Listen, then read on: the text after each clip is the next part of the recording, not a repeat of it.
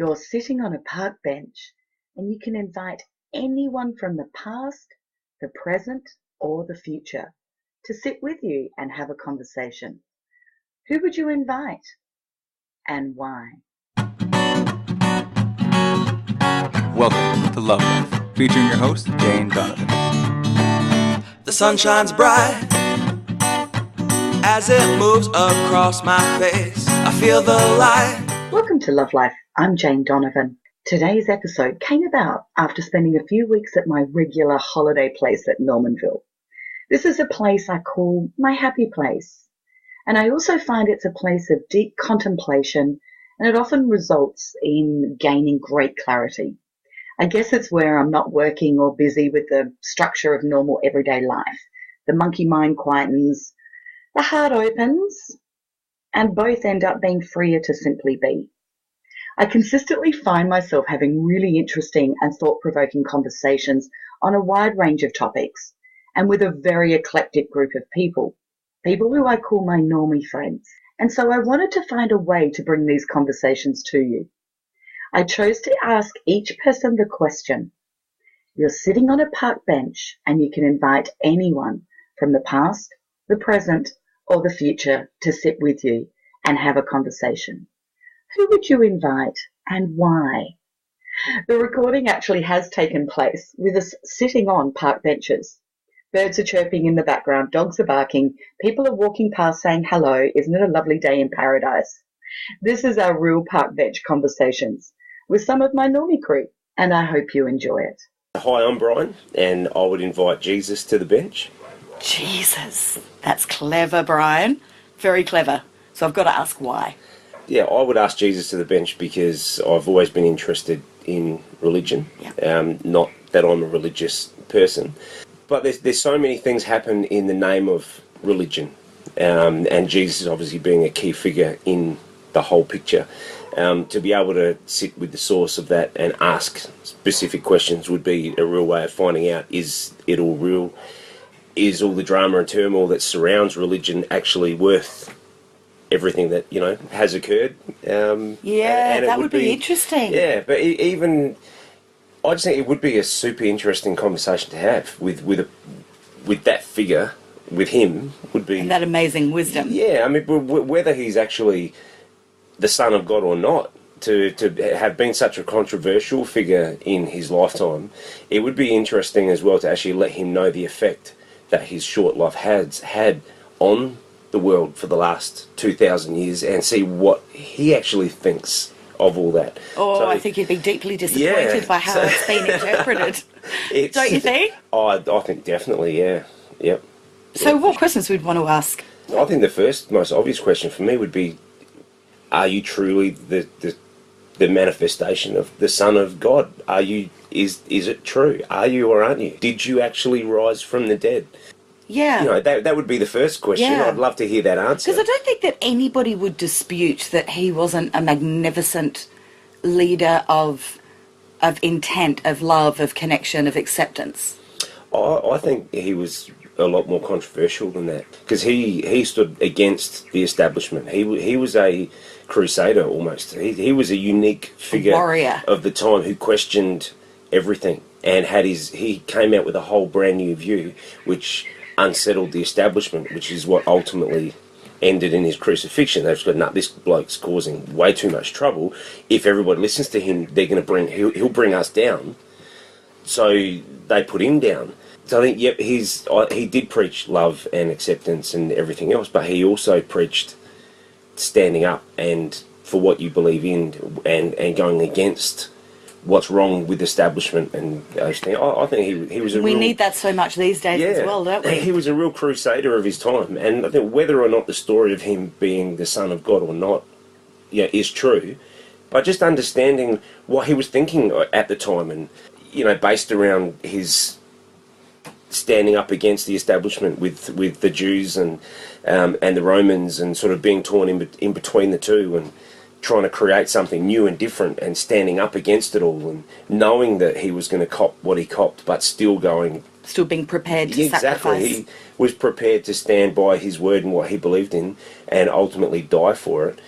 To be able to have a conversation with him about those events would be, I think, unbelievable. I wonder if he would do anything different if he had his time again.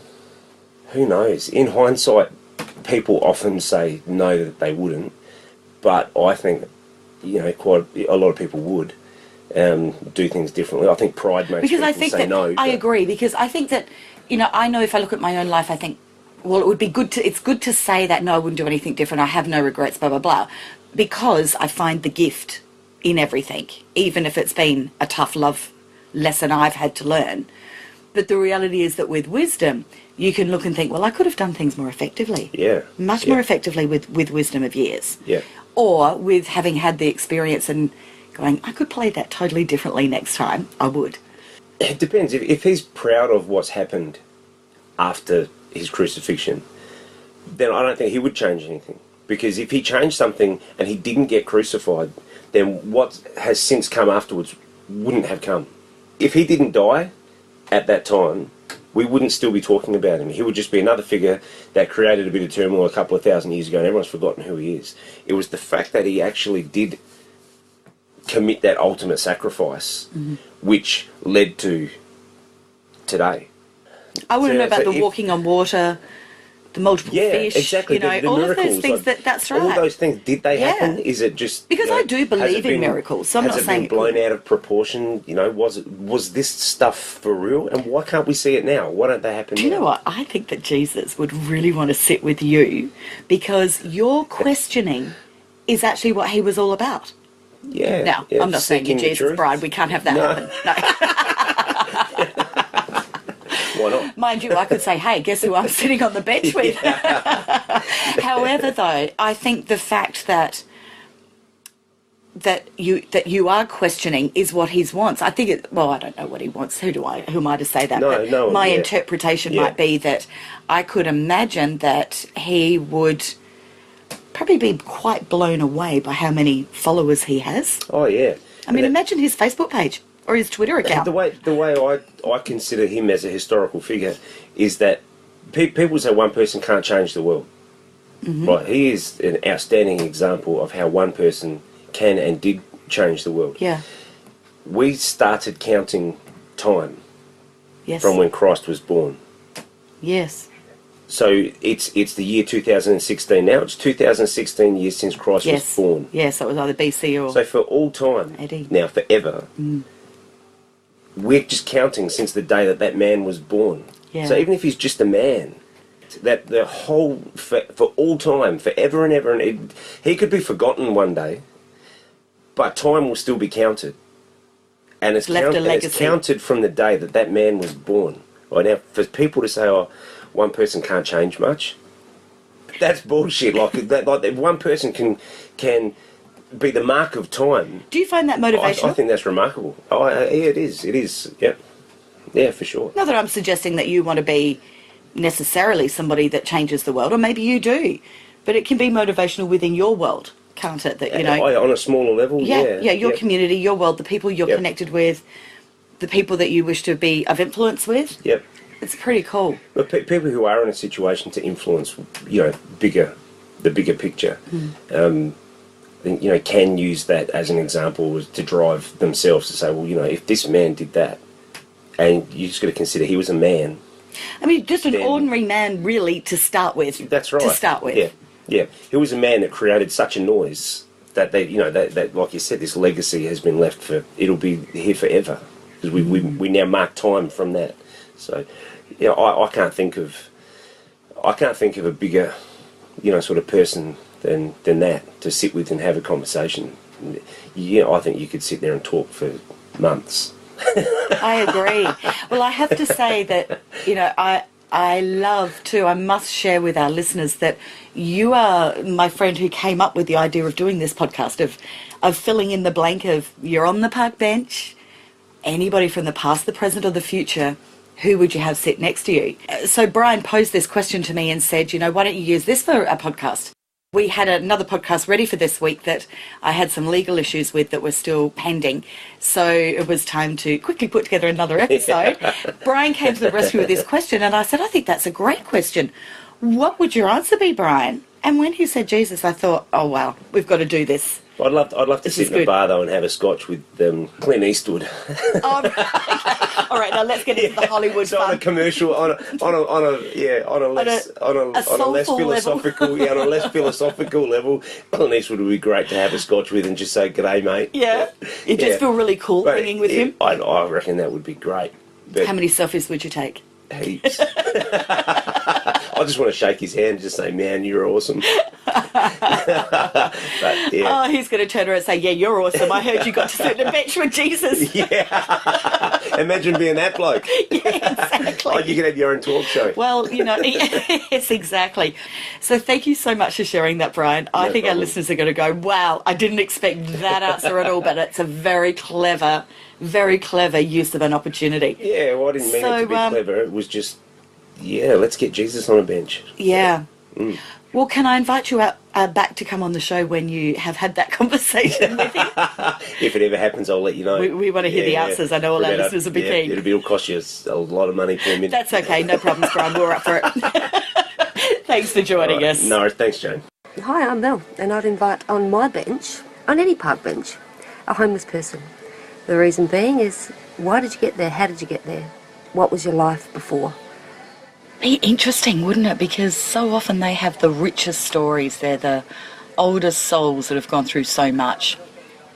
I wonder with homeless people, I don't think it's one rule fits all, is it? It would be, each story would be so unique. Every story would be completely different. Yeah. Would you be interested to know what can be done to support homeless people? Absolutely, absolutely. And what they need, and how do they live a night, a comfortable night?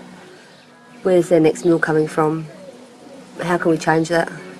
Yeah, what wisdom they'd know. They'd know so much.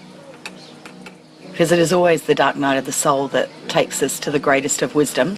So have you ever had a conversation with a homeless person? No. But I think there's not enough support for homeless people. Like, we do a lot through Villies, and even like the Hutt Street, we're just going to massage feet because they don't have great blood circulation because of having an addiction to alcohol. Are a lot of people in the shelters, is that their problem?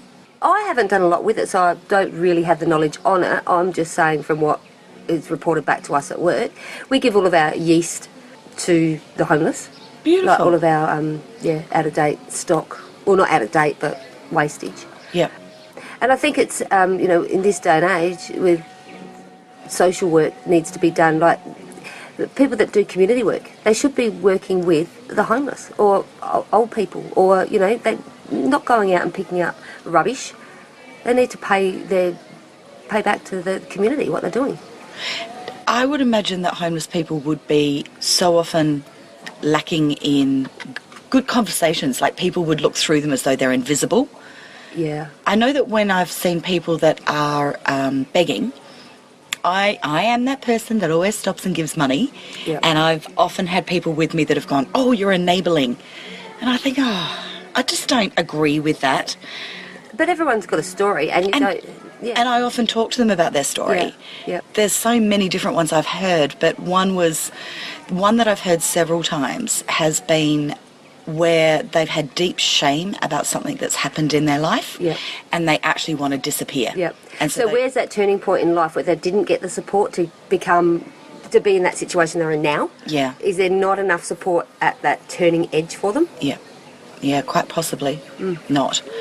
I also found it interesting that one guy in particular I actually spoke to 3 nights in a row when I was in Melbourne recently, and he was really wanting to turn his life around. Yep. And so the first night I put $10 in his hat thing he had there, and he said, I'm trying to live off of half of what I get and the other half save towards getting myself some structure. Yep. He was an artist. Yep. And I said, why are you not selling your art? Yep. If you're happy to sit on the street, and he was on, not a gutter, a sidewalk, why don't you have your art here? Yeah. But do they not know where to start? Self-esteem. That's right. How do they pick themselves up from getting that low to get to that next level? And maybe that's the support level that needs to change. Well, I think it can start with, like, people listen to this podcast, you can just start with them having conversations with people, not being afraid to go up and talk to people that are different to us, that live in and a it's a different really interesting way. thing that you're doing with the park bench, because there was a school that had if a young child, if you were unhappy and you needed a friend, you would go to the friendship bench, they call it. Yeah, the friendship bench. Beautiful. And Yeah. some of the older children are rostered on that each recess and lunchtime at schools, their job is to hang around that friendship bench. And if someone is sitting there lonely or sad, their job is to just buddy them up. And I think myself that when I'm in a place of sadness or loneliness, it is human contact of somebody that just seems to care, that shifts it would be a really interesting experiment to do in having that as a situation and see how many people just continue to walk or how many people actually stop. Oh, you often see those videos on YouTube where people do that. Yep. See, I always want to be that person that stops. That stops, yeah. Which my mother always said I was going to die young because she said you'll get killed with the things that you stop and help. And I think, no, I'm not. I feel like I'm completely protected. Yep. When you're intense, lovely, fabulous, I feel fine. I feel secure. And I feel so good about me. That's right. I feel really good about me after doing something where I've helped someone else. Yeah, so Mel, I think speaking to somebody that's homeless would be amazing. I'd love to join you on the bench with that person. Yes. I'm sure there's plenty out there. Yeah. Thank you for sharing that with me. Thanks, Jane. Hi, I'm Dave, and I would invite Mel Gibson. Mel Gibson? Yes. All right, well, I've got to ask why. Well, I've been a fan, as many Australians were, right from the beginning when he was in Gallipoli and then Mad Max, of course. So and he was Braveheart. By the time Braveheart came out, there was nominations all over. It was like, and he'd made that had been a 20-something year. It was a lot of years already by that stage, right? Yeah. And so he was. And then he went off and obviously did the movies about, the Passion of the Christ and because religion's really important to him. Extremely super important. And it's because I do remember that his old man was on Sale of the Century, right? He was really? He was the first guy I think ever to win everything. And so his dad's really smart. Yeah, really intelligent. Off the chart smart. So for him, to go out and be an actor, I mean, back then. And the arts still are not considered as a form of intelligence, heaven forbid. I think some people still see it as a hobby that I've been doing this hobby and paying my own way for 30 years, doing what I do. And when you're going to grow up and get a real job? That's right. Those days are fast becoming numbered. But Mel, so like for him to come from a background of that super intelligent father, I think he was a professor or something, and then to go in and spend all those years building himself up to what he was, and then to come crashing down. I know. And to end up just, exposing himself as a anti-Semite, as it were, and a drunk and a carouser and all that stuff. And to the kind of thing is that I wonder about is was he hiding that? It's hard to hide that stuff. Because you're probably talking 30 years, do you reckon? Of building up. 30 years that he had such a clean reputation. Oh, that's right, he was the golden boy. We loved him, he was our Mel, and because he was married to an Adelaide girl. Yeah, that's right. Well, actually, her mother is best friends with my auntie. Unreal. And did they shoot some of Mad Max, or did he get... Yeah, no, there has been stuff done here in Adelaide in quite a few of his movies, I think. Yeah. If this was something that wasn't 30 years in the hiding, and then this happens... Was it a breakdown? Was it a breakdown that he suffered in public, that everyone went, right, this guy, and then just nailed it? And if so, then he must have the strength of character. Yes. To be able to it's all speculation, but as you say, if he'd been able to, surely it would have been festering over the years, but it kind of just seemed to come bang. Yeah, and it did. Yeah, it was all over, and next thing he was hanging out with and beating his Russian girlfriend, pregnant, I'd forgotten that. all this stuff, and of course now he's back. Now he's fated, and he's got Academy Awards for this movie he's done, Broken Ridge or Hacksaw Ridge, which is huge acclaim, and he's back, and it's like all is forgiven. But I wonder if he forgives all those people who just smashed on him. Well, we've just, as a society, we're shocking. Like, we love to hold our celebrities up in the air. And the first sign, we cut them down so badly. Have you had that happen in your music career? Not to the extent of these guys, because obviously they live their lives in such a public forum. But you do too. It's all relative. Yeah, but they have to perpetuate the whole thing. They've got to turn out to gala events and have snaps of them taken in St Bart's and have all this stuff that goes along with being not only a famous person, but the studios want you to bank on your celebrity as well. So whereas you as an independent artist, yeah, well, get to write your own ticket of what you will and won't do. Is that more absolutely. what you're saying? And we he's got that freedom, and he doesn't have that. He's basically signing his soul away when he does a movie. Right. We signed an independent record deal. We've only ever signed with independent labels through majors and stuff like that, but we signed to the independent labels. The best thing about that is you can tell them to go and jump in the lake at any time. Look, we haven't actually introduced you properly because I was going to let you just do this anonymously wherever you wanted to go, but I know I'm going to get all these messages saying, so who's Dave?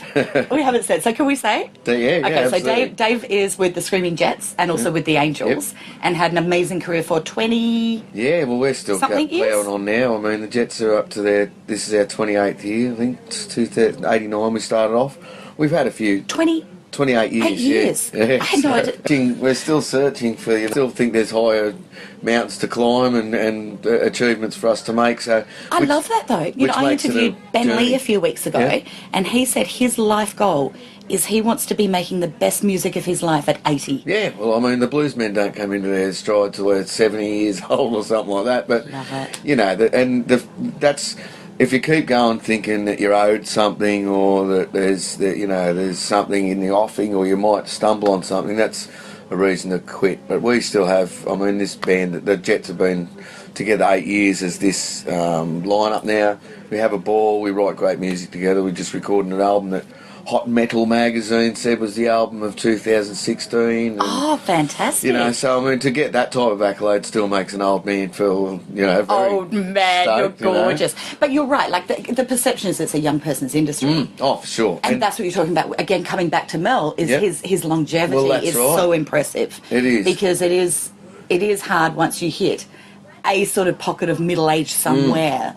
That you're done. Yeah, well, that's right. I mean, and the new ones are looking, going, well, we've got cooler stuff that's coming up and out. And Pacino and all those great actors, they kind of done some of their best work later in their careers, and it's sticking in the game. And obviously, Mel, he must have medal because to lose to fall from grace so spectacularly, and now come back. But I tell you what, I reckon he keeps some people some of the press at arm's length. And coming back to the celebrity thing and what people know about you, and this is all leaked by your PR, not even leaked anymore, it's just jammed out there. Here's something they did, there's something they said. You know, I always use the classic example for me was it was probably in the same year it happened, or maybe a year earlier. Daniel Johns had come out and said, I've battled with anorexia, and to me it played out like a PR stunt. It's 12 months later, Slim Dusty died. No one even knew he was sick. So there it is, and people go, oh, leave me alone, it's my private life. You can keep your private life as private as you want, and hundreds of musicians that had played with and known Slim over the years made the journey in these final months to go and pay their respects and all that. None of them went out and said to the press, guess what I just did? I went and saw Slim and he's dying. It was and people connect with Slim on so many levels because of his wonderful character and its pioneering way, 100 albums. But he never seemed to ever change as like his kindness. I would use the word kindness to describe him. To a fault. And there's never been a bad word said about Slim that I've encountered. I've spent a bit of time in the country music scene, and so I mean it is all about your medal because people write you off. The Jets have been written off. The Angels, who I sing with now, they've been written off. And well, Angels, how many years have they been around for? Well, they've been around 43 years this year. Wow. I was going to say that with Mel Gibson, I would love to know, where did his sense of self-worth come from to be able to rise publicly a second time? But then I would also say to you, self-worth, to be able to fill the shoes in Angels of somebody that is such an Australian icon when he was unable. You took over when he was unable to perform? He'd left the band and then he got Crook after that. And so I came in at a very contentious time. There were people saying that I'd it could have gone either way. Oh, really? And that the band had shafted him and all this stuff. It was called Rick Brewster's Angels. And I mean, luckily for me, I mean, maybe Mel's the same. I don't do social media, so I didn't. You know, people say, "Oh, mate, they were saying shocking stuff," but I didn't want to say anything. I don't, because I don't care. I mean, they might as well.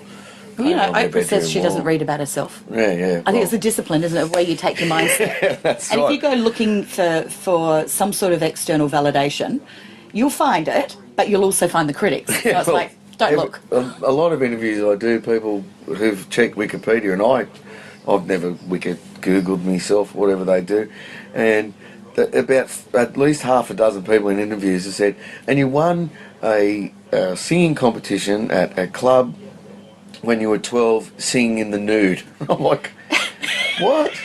What are you talking about? And it clicked after a while. One of them finally said to me, well, it said that in Wikipedia. And I'm like, well, there you go.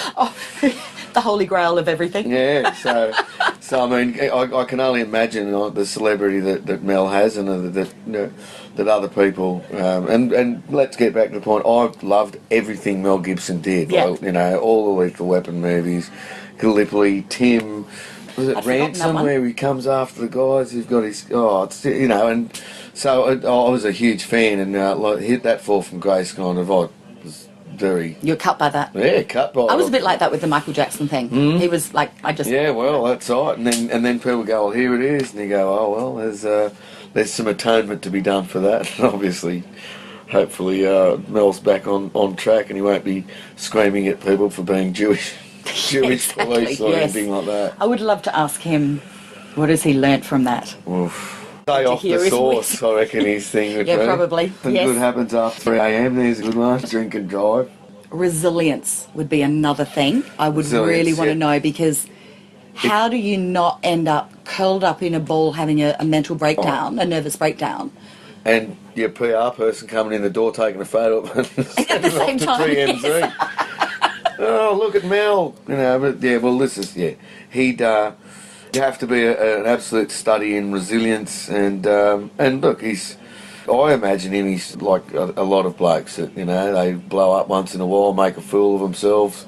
Not me, I wouldn't say. He is.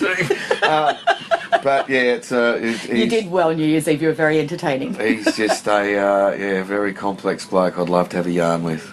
I think I'd be scared and a little bit intimidated. Would you be intimidated? Like, do you think you'd be going, I wonder if he's like got a short fuse? Yeah, well, I don't know. I imagine it's how you approach him. Actually, that's a great way to wind this up. Approaching people. That's right. Setting your intent. Is it that you're wanting something for your own agenda, or is it that you're really wanting to have Just wanna a be genuine connection? Yeah. Well, they do say the art of conversation is in the listening and not being ready with the next answer. Yeah. Being ready with what you're going to say. They just say, and look, that's what Michael Parkinson just says one thing, and Andrew Denton used to do it too. Said one thing, just let people just talk. while I'm on. Yeah. But Well, yeah. thank you. I'd love to hang out on the bench with him. I think Mel Gibson would be awesome. No worries, cheers. Thanks for sharing. Hi, I'm Tash, and onto the park bench I would invite my children's future spouses. Oh, Tash. That's super clever. Okay, I've got my own thoughts going on about why I would want to do that, but I'm going to ask you why. Well, I was sitting out front of my house this morning and I watched an elderly couple walking past, and they must have been in their late 80s. They're quite elderly, and they had their arms wrapped around each other and they were laughing as they were walking. And I thought to myself, I will never see my children at that age. I won't be around by then, so I won't know what what their adult life, or that stage of their adult life, is going to be like. And I thought I'd love to sit down with their partners and say, and have them talk to me about what sort of life they've created and shared with my children. You know, have they walked hand in hand along the beach? Do they lie in bed at night, you know, sharing stories and giggling? Do they sit in front of the TV and have their meals together and talk all day?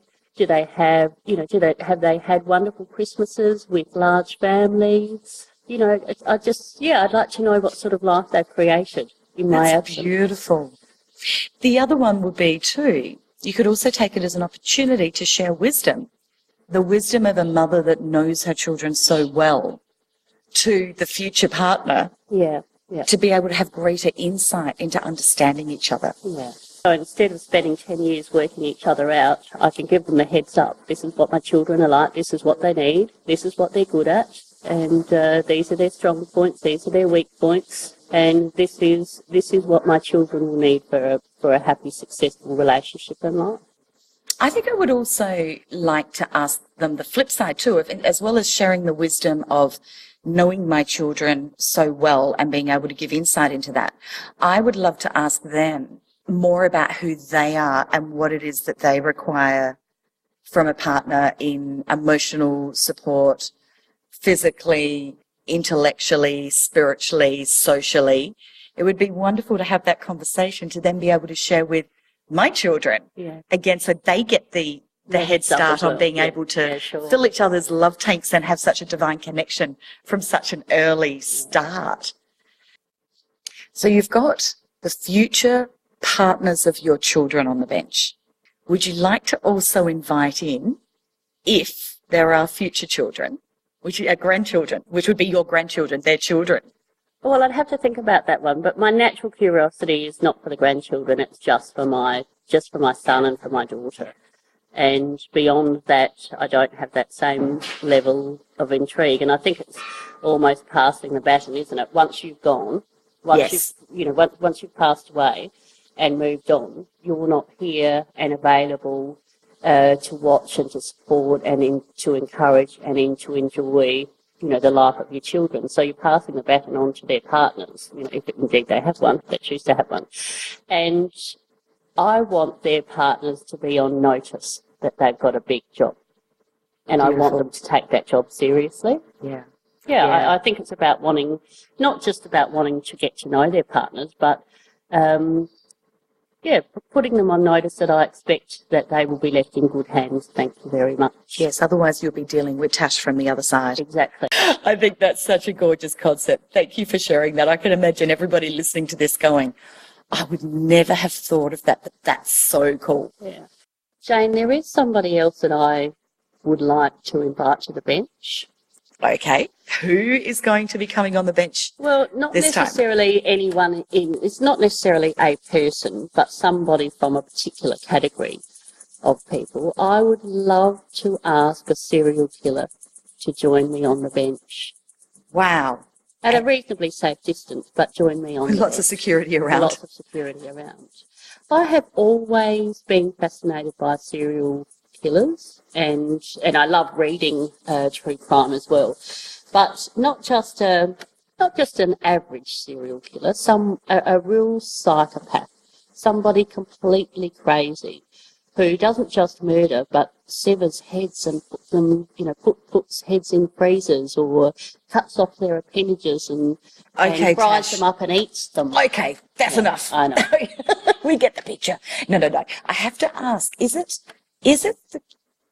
the curiosity of getting into their minds? Absolutely. Is it that you want to... I would have loved to have been a criminal psychiatrist, where you sit down and you talk to these people who have been convicted and get an insight into their lives. Because a lot of people, look at Ted Bundy, he was a highly educated young man from a good family. What drove him to be so sadistic? What do you think it is? Maybe it's a chemical imbalance. I don't know. I mean, I can kind of understand that these people get their adrenaline rush from things that we find sadistic. I don't agree with it, obviously, but I can kind of understand why they would get a thrill from killing and then going a step further, doing whatever it is these people do with the bodies. But, yeah, I can kind of understand that rush. But I'd love to know what drove you to do it. At what point did you stop being a normal average kid or adult, and at what point did you change? What was the catalyst for change? What drove you to do? I know the sociopaths that I've known in both life and in my practice, coaching practice, they have in common huge insecurities that they've moved from those insecurities. Their defense has been massive self-entitlement and placing themselves way ahead of everybody else. So it's narcissism, but it's narcissism with the validation of emotionally playing with another person makes them feel superior. So it's a superiority thing. But I don't know about the serial killers, because I can understand murder through rage Yeah, or I can frustration. Yeah, I can understand that. Or that one moment of Snapping. snapping, Yeah. like a light switch can go off for any of us on anything. I don't understand that repeated. Yeah, I that don't repeated understand. pattern of behaviour and planned and premeditated. Planned. It's a planned, isn't look it? at the people who have done it over not just a 6-week period, but over a decade or 2 decades. That's a prolonged period of time. As an empath, where I've got that ability to go into a particular emotion and know what's going on, I actually can't. I've never considered going into the energy of a serial killer, and I don't think I will. I think I'll leave that one for you, and you can share your wisdom with me. However, I don't understand too, if we go to murder, where, somebody spends 2 years planning the murder of their wife, or it's like, can't you just divorce it? Can't you just split up? So I don't really, so you think it's the dramatic, it's the... I think so. I mean, it's a similar thing to people committing suicide, isn't it? And they say that men will go in a dramatic, masculine kind of way.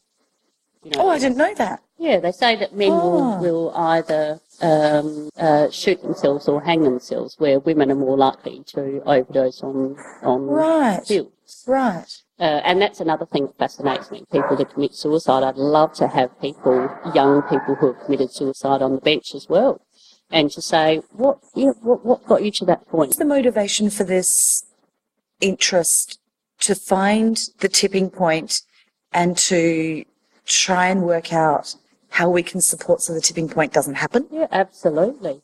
Because that would be incredibly valuable work for society. Absolutely. Yeah, you're right. That's a good name for it, the tipping point. But yeah, for the people who see no other way out of life, who commit suicide, particularly the young, in their 20s and 30s, I'm more interested in. When did you know that enough was enough? When could you not see that you could live any longer, go any further? And do you regret? Is there any possibility that you could see that there was an alternative for you? Because it's such a permanent solution to a temporary problem. Yeah, absolutely. But the serial killers more so for me. I'd love to sit down with Ted Bundy and say, what was life for you like?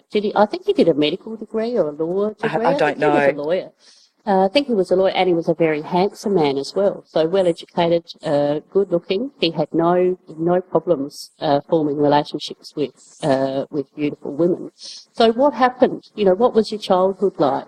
What was going on in your head the first time you killed? How did it make you feel? How did it make you feel? They're good questions. And why would you go back and do it all over again? And it gets more sadistic every time he went on. But to fry up body parts. Oh, Tash! I'm sorry, but to fry up body parts and eat them.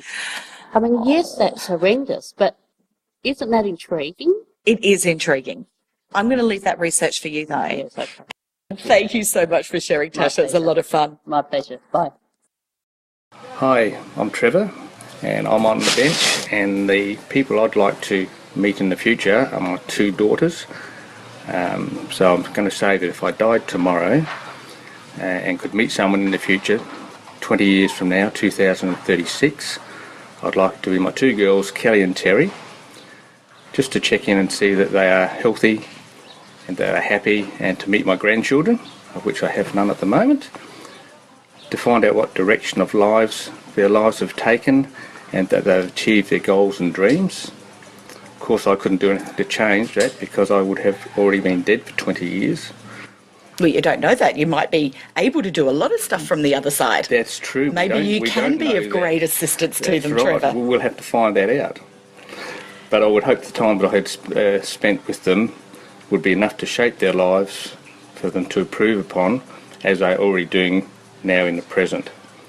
That's so beautiful. So you really want to see the impact Of of how we've had you've to date. raised them and the experiences that you've had together. Yes. And you want to see how does that play out in 20 years' time. Correct. It would be very interesting, I think. That would be fascinating, wouldn't it? Yes. And then I wonder if we would look and think, job well done, or whether we'd think, oh, I wish I'd done that a bit different, but look at how that's played out. That's very true. And at the present moment, people have asked me the question, would I change anything in my life and do anything different to the way I have? And I can honestly say that I wouldn't change it because I've been quite happy with the way things have gone. That's beautiful. Am I allowed to ask how old you are, Trevor? I'm 62 years old. Fantastic. So you've got a lot of living and wisdom behind you. I'd like to think so.